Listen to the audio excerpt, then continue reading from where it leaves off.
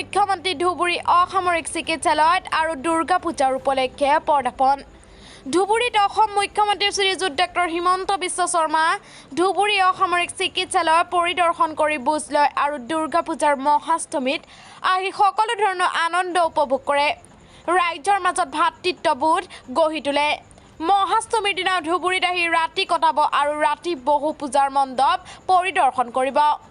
ধুবুৰীৰ পৰা তাপস চৰকাৰৰ ৰিপৰ্ট এনি ফ'ৰ্ট পিলাৰ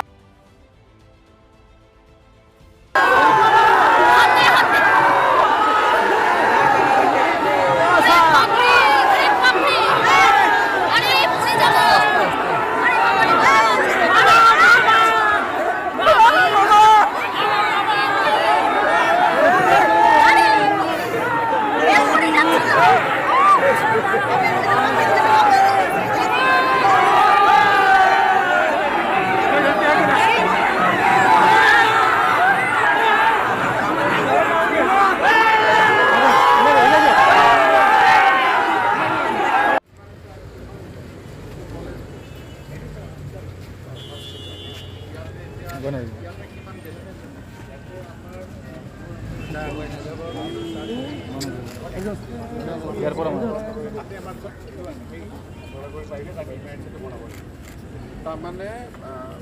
ইয়াতে আমি যেতিয়া এক্সিষ্টিং হস্পিটেলখন লৈ আহিম তেতিয়া এক্সিষ্টিং হস্পিটেলখন ডিমলিজ হৈ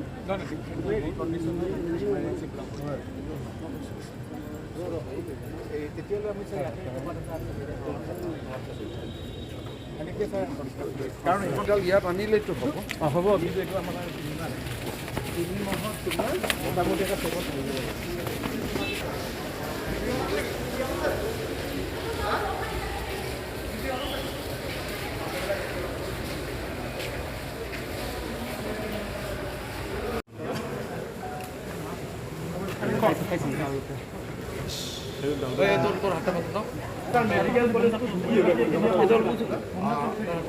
আমি এই বছৰ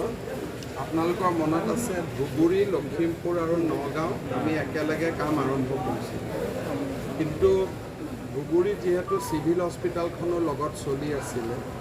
মাটি বাৰীৰ একুইজিশ্যনৰো প্ৰব্লেম আছিলে গতিকে আমি অলপ শ্ল' হৈ গ'লোঁ অহা বছৰ আমি ধুবুৰী মেডিকেল কলেজখন আৰম্ভ কৰাৰ পৰিকল্পনা কৰিছোঁ ইয়াত যদি দেখা গৈছে একাংশ আচলতে মেডিকেল নিৰ্মাণ কলেজৰ নিৰ্মাণ সেই নিৰ্মাণ কাৰ্য দেখা গৈছে সোমাই গ'ল বসবাস কৰাৰ নিচিনা অৱস্থা তেওঁলোক ওলাই যাব ধুবুৰীখন আইনৰ বাহিৰত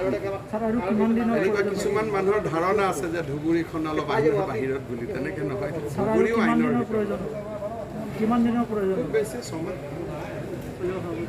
ছমাহত চব হৈ যাব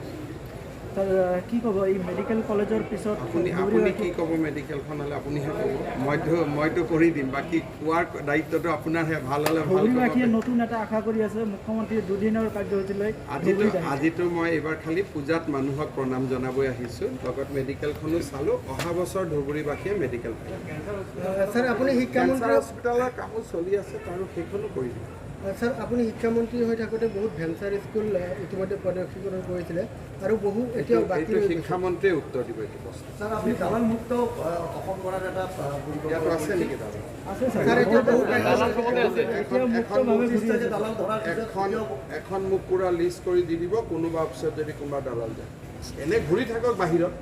অফিচৰ বাহিৰত ঘূৰি থাকিলেতো কোনো আপত্তি নাই খালি অফিচত বিভিন্ন অফিচত এতিয়াও দালাল এটা লিষ্ট একটা বনাই দি দিয়ক ঠিক আছে থ্যাংক ইউ স্যার এই যে আমার নিয়ে আসো আমি নষ্ট করিস না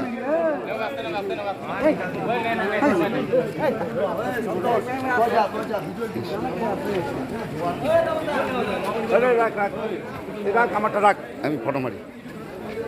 এই সাইডে পাঠা দিস না ভাই আমি পড়ছিলাম